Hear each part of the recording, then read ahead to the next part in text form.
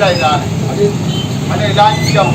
फिरका परस्त पार्टी का साथ जाने का तो सवाल ही पैदा नहीं होता, चाहे कोई मुझको कितना भी बड़ा ओहदा दे या कितने भी बड़ा कमिटमेंट करे या ये शहर के विकास की बात करे। जो मुसलमानों का दुश्मन वो मेरा दुश्मन, और ऐसी पार्टी के दिन आसिफ साहब ने जो फैसला लिया, हम उस फैसले का इस्तेमाल करते हैं। उनका फैसला था कि उन्होंने शहर मालेगांव के लिए एक रिस्क लिया है, और आसिफ साहब सिर्फ शहर मालेगांव की नुमाइंदगी नहीं बल्कि पूरे महाराष्ट्र की नुमाइंदगी करते हैं। और पूरे महाराष्ट्र के मुसलमानों के लिए यदि इनकी नुमाइंदगी है, पूरे महाराष्ट्र के मुसलमानों की नुमाइंदगी करते हैं। और आसिफ साहब अब 19 तारीख के दिन जो फैसला लेंगे, इकबाल करते हैं। हम ये जानते हैं कि लीडर कैसा होना चाहिए, बाशऊर अवाम में अब समझ चुकी है कि लीडर कैसा होना चाहिए, और लीडर का जो म्यार होना चाहिए वो आसिफ शेख रशीद के अंदर झलक करके आता है। तो अभी से हम लोग इस बात की तायद करते हैं कि आसिफ साहब 19 तारीख के दिन जो फैसला करेंगे, हम उस फैसले का भी वेलकम करते हैं। और एक बात और कहना चाहते हैं कि हम पढ़े लिखे जाहिलों की तरह ये नारा नहीं देंगे कि आप कुछ नहीं करो, हम तुम्हारे साथ हैं। हम बाशऊर अवाम हैं, हम पढ़े लिखे जाहिल नहीं है, इसलिए हम ये शहर के लिए ये नारा देंगे कि आसिफ साहब आप पूरे मालेगांव की नुमाइंदगी करें, मालेगांव शहर के लिए काम करें, और इससे आगे निकल कर के आप महाराष्ट्र की भी नुमाइंदगी कई बार कर चुके हैं। हॉल के अंदर आप भी घन गरज हम देखे हैं कि आप किस तरीके से गरजते हैं असेंबली के अंदर। इसी तरीके से आप मालेगांव शहर से निकलकर महाराष्ट्र के अंदर भी मुसलमानों के लिए नुमाइंदगी करें, तामीरी, सियासी, समाजी और तालीमी मेहनत करें। आप काम के साथ आगे बढ़े, और हम ये नारे के साथ आपको आगे बढ़ाते हैं कि आसिफ साहब आप काम करिए, हम तुम्हारे साथ थे और इंशाअल्लाह आगे भी तुम्हारे साथ रहेंगे। यही कहकर मैं अपनी बात खत्म करता हूँ। खुदा राय तो यही मेरी है कि आसिफ साहब ने जो काम किया है तो वो अपना लोहा मनवाया है असेंबली हाउस में, तो उन्होंने जो भी फैसला लेना है हम उनके साथ है। बहरहाल मैं बहुत ज़्यादा बात ना करते हुए, जो मौजूदा आमदार है उनकी कारकर्दगी क्या है वो शहर देख रही है, शहर के आवाम देख रही है, तो मैं सिर्फ वो 4 लाइन में एक शेर में तरमीम करके वो बात रख रहा हूँ कि कोई उम्मीद पर नहीं आती, कोई सूरत नजर नहीं आती, निकम्मे आमदार की नाअहली से शहर की तरक्की नजर नहीं आती। और आसिफ साहब के लिए मैं 4 लाइन बोलकर अपनी बात खत्म करता हूँ कि ऐ कौम मिल्लत के शहदाई, जिंदाबाद है आसिफ भाई, याद रखेगा काम तुम्हारा ये है मालेगांव। आज हम हमारी आंखों से देख रहे हैं, आज पावरलूम बंद 8 दिन। क्या वजह है? कोई त्योहार की छुट्टी तो नहीं चल रही, कोई लॉकडाउन तो नहीं चल रहा, कोई गवर्नमेंट ने तो नहीं कहा कि कारोबार बंद कर दो। इन 1.25 साल के अंदर कई मर्तबा कारोबार बंद करना पड़ा, और मजबूरी थी बुनकर भाइयों की कारोबार बंद करने की। उसकी वजह यह है कि सूद का भाव आसमान छू रहा है और कपड़े का भाव जमीन पर है। यह मजबूरी है। अगर कारोबार चलेगा, ऐसी हालत में चलाएंगे तो कई लोग बर्बाद हो जाएंगे, कई कारखाने बिक जाएंगे, कई लोगों के प्लाट बिक जाएंगे। इसलिए मजबूरी है तो बंद है। लेकिन मेरा सवाल सीधा सीधा है कि मुझको बताइए आप लोग कि सूद का भाव कंट्रोल करने के लिए कि कोई कारपोरेटर की जिम्मेदारी है कि सूद का भाव कंट्रोल करे,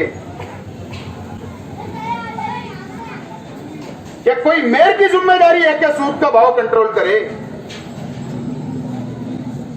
मुझको यह नहीं पता है। मैं बुनकर नहीं हूं, यह अलग बात है, लेकिन मुझको यह भी पता है कि कई हमारे बुनकर भाई शहर के जो सूद गिरनी से, सूद मिलों से, किसी की 50 गाड़ी का बुकिंग थी, किसी की 25 का था, किसी के 10 गाड़ी का था, पुराने रेट के अंदर सस्ताई के टाइम पर। लेकिन आज वो मिल के लोग, सूद गिरने वाले, वो ये कह रहे हैं कि नहीं भाव तब्दील हो गया, वो पिछला हमारा सौदा कैंसल, आपको नहीं दिया जाएगा। पता है मुझे रोजाना मार्केट कितना चढ़ उतार होता है, कपड़े का दाम कितना गिरता है, रोटो का कितना गिरता है, कॉटन का कितना गिरता है, पॉलिस्टर का कितना गिरता है, सूद कितना बढ़ता है, सब मुझको पता है। लेकिन सवाल यह है क्या इन 1.25 सालों में इस शहर के एमएलए ने, महाराष्ट्र हुकूमत का टेक्सटाइल डिपार्टमेंट है, वजीर है, आईएएस ऑफिसर बैठते हैं जो सेक्रेटरी है, टेक्सटाइल कमिश्नर जो दिल्ली गवर्नमेंट का बैठता है चर्नी रोड मुंबई के अंदर। क्या शहर के एमएलए ने 1.25 साल के अंदर जाकर असेंबली के अंदर कि मेरा बुनकर परेशान है, मेरा बुनकर भाई लॉस के अंदर है, नुकसान हो रहा, या कभी आवाज उठाया? क्या सूद का भाव कंट्रोल होना चाहिए, इसके लिए कोई मीटिंग आई गई क्या?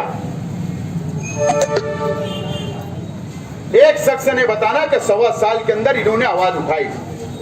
सिर्फ मेमोरेंडम देने से मसले का हल नहीं है, सिर्फ 8 दिन बंद करने से कारोबार मसले का हल नहीं है।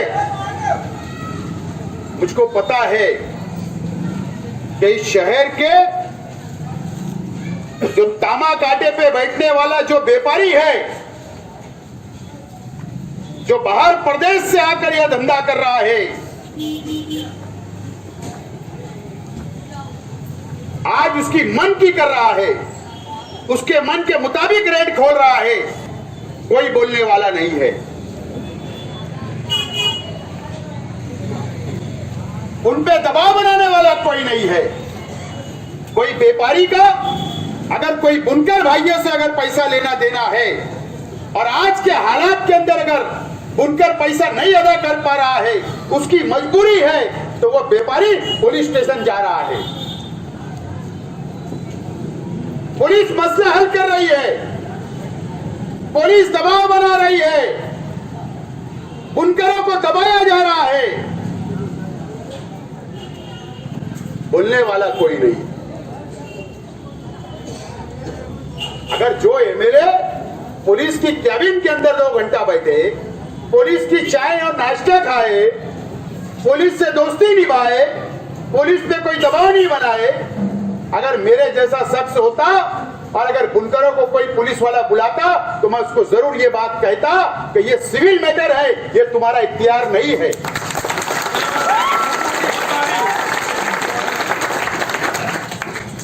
ये चेक और ये व्यापारी के आपस का लेन देन है, ये क्रिमिनल केस नहीं है। पुलिस स्टेशन सरकार ने अगर खोली तो क्रिमिनल केस के वास्ते खोली है, पंचायत के वास्ते नहीं खोली। लेकिन शहर में बोलने वाला कोई नहीं।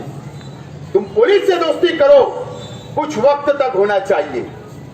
जहां हमारे शहर का मसला आएगा, शहर के बुनकरों का आएगा, वहां पर हम लोगों को खड़े रहना पड़ेगा, चाहे सरकार का कितना ही बड़ा पुलिस ऑफिसर क्यों ना हो। बाहर प्रदेश के लोग दादागिरी करके चले जाते, कारखाना जमा करके चले जाते, साइजिंग जमा करके चले जाते, प्लाट लिखा लेते, कोई बोलने वाला नहीं। और जब जब मैंने 5 साल रहा, जरूरत महसूस हुई, मैंने शहर के बुनकरों के हित में मैंने बात की, आवाज उठाया। रिकॉर्ड मेरे पास मौजूद, असेंबली की वीडियो भी है, प्रोसीडिंग भी है, रिकॉर्डिंग भी है, मिनट से भी है। लेकिन उसके बाद नतीजा मेरे साथ जो हुआ, मुझे कोई पछतावा नहीं है, मैं कोई नाराज नहीं हूं। लेकिन आज ऐलान करके जा रहा हूं, आपको कोई मसला होगा तो मुझको याद करना। क्या बात है? मैं आपको जरूरत नुमाइंदगी की है। नुकसान हुआ इस शहर का 1.25 साल के अंदर। शहर में प्राइवेट कंपनी आई, बिजली टोरंटो कंपनी भिवंडी में चल रही थी। जब मैं एमएलए था वहां पर एक बीजेपी का और एक शिवसेना का एमएलए चुन का आया था, एक मात्रे और एक चोगले। वहां के बुनकर मेरे पास आए, कहा कि ये कंपनी के खिलाफ में आवाज उठाओ। एक मर्तबा नहीं कई मर्तबा भिवंडी के टोरंटो कंपनी के खिलाफ में आवाज उठाया। और जब भाजपा की सरकार ने मालेगांव, अकोला और मुमरा का टेंडर जब निकाला कंपनी का कि मालेगांव भी बिजली कंपनी को दे दिया जाए, आज भी मेरे पास रिकॉर्ड मौजूद है। असेंबली की सीढ़ियों पे एहतजाज किया, असेंबली के अंदर एहतजाज किया, वहां पर तकरीर की, वहां पर आवाज उठाई। और ये मेरी हिकमत अमली थी कि जब तक मैं एमएलए था उस कंपनी को मालेगांव शहर के अंदर आने नहीं दिया।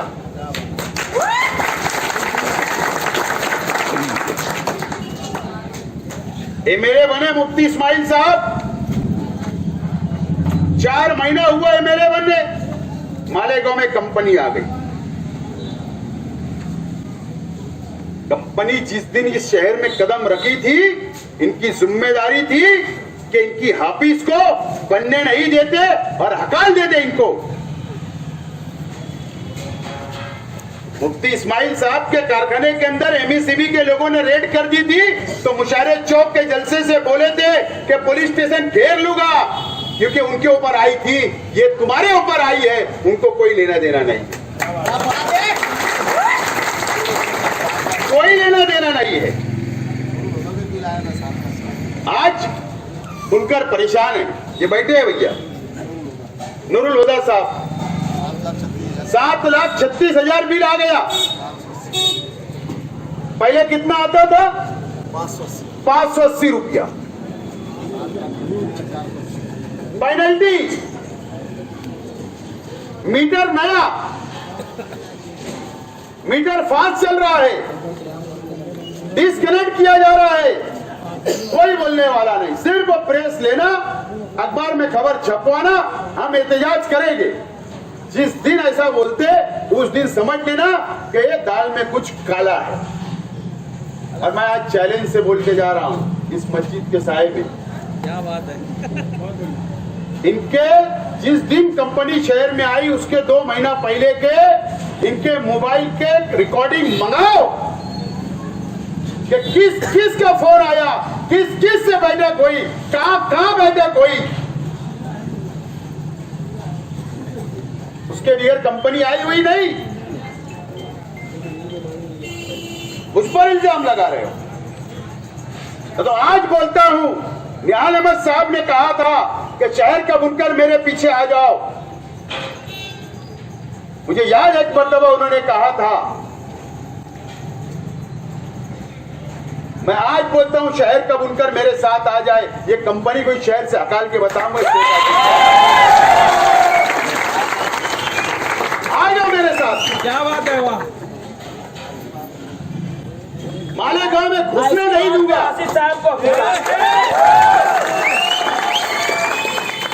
मालेगांव में घुसने नहीं दूंगा, लेकिन जो मेरे पास आएगा मैं उसका काम करूंगा, इतना तो वादा जरूर। ये नुकसान इस शहर का हुआ है, अजीम नुकसान इस शहर का हुआ। अब अपनी नाकामी कैसे छुपाई जाए?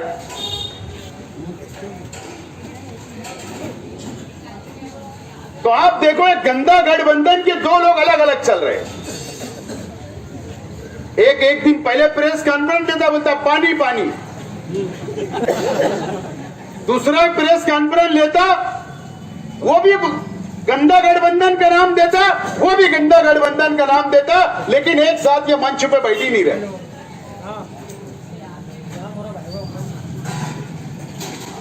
और एक बोलता घर पट्टी बढ़ाई जा रही। अरे ये शहर को अपनी नाकामी छुपाने के लिए जो पाखंड तुम कर रहे हो, कम से कम तुम मजहबी आदमी हो, कम से कम अच्छी रहनुमाई करो, सच बताओ शहर की इस्लाह कम से कम इस तरीके से कर दो, लेकिन तुम्हारी नाकामी कैसे छुपेगी, इसके लिए गंदा गठबंधन को तैयार करके आप आगे ला रहे हो। मैं आपसे पूछना चाहता हूं, 70% झोपड़पट्टी शहर में, 30% पक्के मकानात है। मुझे पता है इस्लामपुरे की घरपट्टी रिवीजन हो चुका है, हजारखोली का हो चुका है, 70% लोगों का रिवीजन हो चुका है। टैक्स बढ़ाने का तो सवाल ही पैदा नहीं होता। कल के पेपर के अंदर कमिश्नर ने वजाहत कर दी। लेकिन हम बोलते हैं ना बार बार कि शहर टैक्स भरता काम उधर होता, शहर टैक्स भरता काम उधर होता। हदवाड़ हो गई, सोयगांव आ गया, भाईगांव आ गया, कलेक्टर पट्टा आ गया, साइना आ गया, मालदा आ गया। आज तक उनको घरपट्टी नहीं लगी, क्या उनका रिवीजन नहीं होना चाहिए? क्या उनसे टैक्स वसूल नहीं करना चाहिए? अगर सर्वे हो रहा तो तुम ये शहर को क्यों गुमराह कर रहे हो? क्यों शहर की दिशा भूल कर रहे हो? और जब ये फैसला हुआ था ना, ये सब एक राय से हुआ था, जाके माहिती अधिकार से निकाल लो। ये पानी की बात करते, ये हमारे बुजुर्गों में मुझको यहां दिख रहे।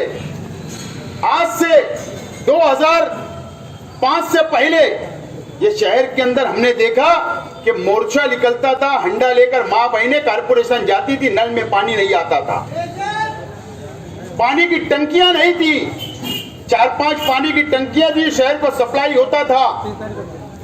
आज शहर में 27 पानी की टंकियां का जाल बिछ चुका है। शहर की आबादी बढ़ गई। पहले 300 MCFT के अंदर पूरा शहर पानी पीता था, आज जरूरत 900 MCFT की हो गई। गिरना डैम का पानी की भी जरूरत है, तलवाड़ा का भी है। और तलवाड़ा डैम का पानी कहां से आता है? चंकापुर डैम से आता, और चंकापुर डैम का 300 MCFT पानी ग्रेविटी से कैनाल के जरिए बर्तन के अंदर आता, यानी तलवाड़ा, और वहां से हमको आता। और ये आवाज उठाकर, जातिवाद कर कर ये वहां के लोगों को, सामने के लोगों को ये होशियार कर रहे। कल अगर उन्होंने ये एहतजाज कर दिया ये पानी अब हमको होना, आप गिरना डैम से लो, तो ये शहर के अंदर पानी की किल्लत होगी। ये उनको जगाने का काम, ये गुमराह कर रहे शहर। इन्होंने कभी कुछ नहीं किया, न पानी का मसला हल, न शहर के विकास का, न डेवलप का, न कभी नुमाइंदगी नहीं की। लेकिन इस शहर के अंदर सिर्फ जज्बाती सियासत और अब मजहबी सियासत आ गई, और उसी का सहारा लेकर लोगों को गुमराह करने का काम किया जा रहा है।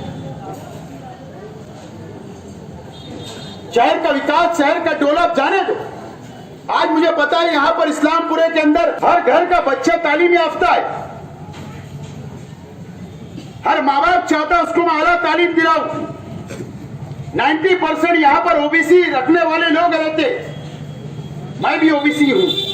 मैंने देखा मेरी आंखों से कि ना ओबीसी बनता ना वैलिडिटी होती है, और वैलिड नहीं होती तो बच्चों का एडमिशन मेडिकल के अंदर नहीं होता, इंजीनियरिंग में नहीं होता, आला तालीम में नहीं होता। जो उसको सहूलत मिलती, स्कॉलरशिप मिलती, इन 2.5 सालों के अंदर मेरी आंख से देखा कि नासिक के अंदर कई माँ बहनें, कई हमारे भाई अपने बच्चों को लेकर वैलिडिटी के लिए गए, कई लोगों का एडमिशन रुक गया। कौन बोलने वाला इस शहर की? क्राइम, चोरी, डकैती, मर्डर, कत्ल 20 साल के अंदर ऐसा रिकॉर्ड नहीं था। ये 1 साल के अंदर सबसे ज्यादा क्राइम हुआ इस शहर के अंदर, रिकॉर्ड तेलो जाता। दबदबा खत्म हो गया, दबदबा। ये मैं मानता हूं कि निहाल अहमद साहब का दबदबा था, और उसके बाद हम लोगों का दबदबा रहा, पुलिस डिपार्टमेंट के ऊपर, क्रिमिनल लोगों के ऊपर। दबदबा खत्म हो गया। रोजाना पुलिस स्टेशन में तुम जाओगे, बिजली का मसला पुलिस स्टेशन में, गटर का मसला पुलिस स्टेशन में। जहां तुमको नुमाइंदा बनाकर भेजा वहां क्यों नहीं जाते? अजीत दादा पवार 2 दिन पहले नासिक में आए, 5 जिले के पालक मंत्री, 5 जिले के एमएलए, 5 जिले के मेंबर ऑफ पार्लियामेंट नासिक में जमा हुए, क्या हमारे असेंबली हल्के के अंदर हमारे मतदार संघ में करोड़ों का फंड लाने के लिए डिमांड की जाएगी? हमारे शहर के एमएलए गायब।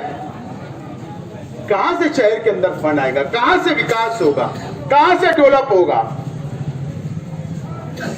असेंबली में आवाज नहीं उठाओगे, फंड लाने के लिए नहीं बैठोगे, प्रपोजल दाखिल नहीं करोगे, 1.25 साल में 1 लाख का एमएलए फंड का इब्तिदा नहीं करे, आधा पैसा तुम्हारा वापस चला गया, ये शहर का नुकसान भी तो क्या है?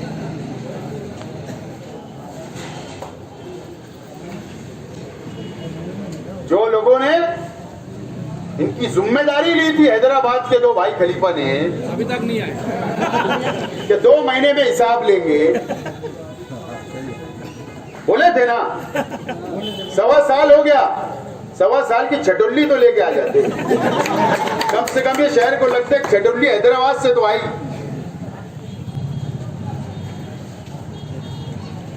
और वो लोग हमको दावत दे रहे कि हमारे विचार से समझौता कर लो, आ जाओ, हमारे लिए दरवाजे खुले। कौन से विचार, कौन सी सोच?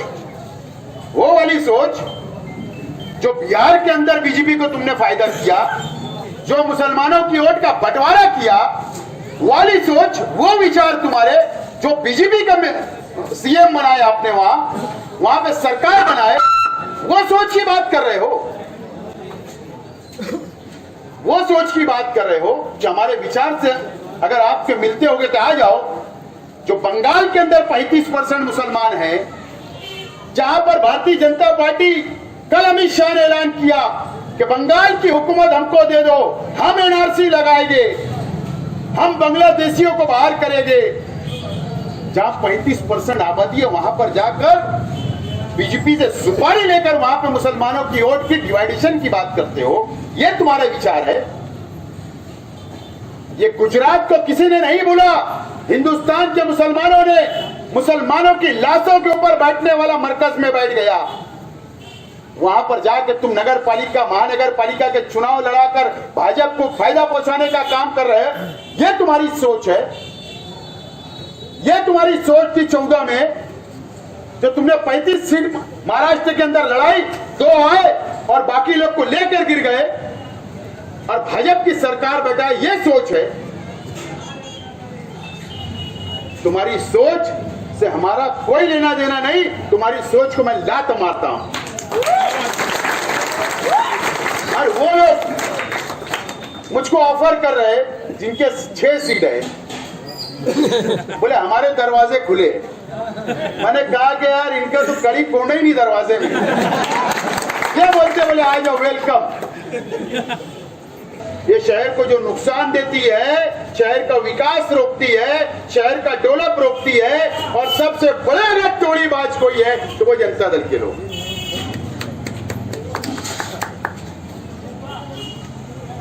फिर इस्लामाबाद के पानी की टंकी का तो मालूम है आपको, जो आज तक मुफ्ती साहब का पीछा ही नहीं छोड़ रहे, क्योंकि कारपोरेटर बन के हाउस में आना है। ये भ्रष्टाचार की बात करते हैं, वालिद मोहतरम उनके 70 अबो हो गए, उम्र, जिंदगी भर कारपोरेटर। फिर एक बच्चा आया, वही उसने भी थैली उठा लिया, दूसरा आया उसने भी थैली उठा लिया, तीसरा आया उसने भी थैली उठा लिया, अब उसका बच्चा आ रहा, वो भी थैली उठा रहा, भांजा वो भी थैली, भतीजा वो भी थैली। अरे सुबह दरवाजा खुलने का इंतजार रहता, ये थैली लेके पहुंच जाते। अरे क्या ये शहर का विकास और डेवलप की बात करोगे?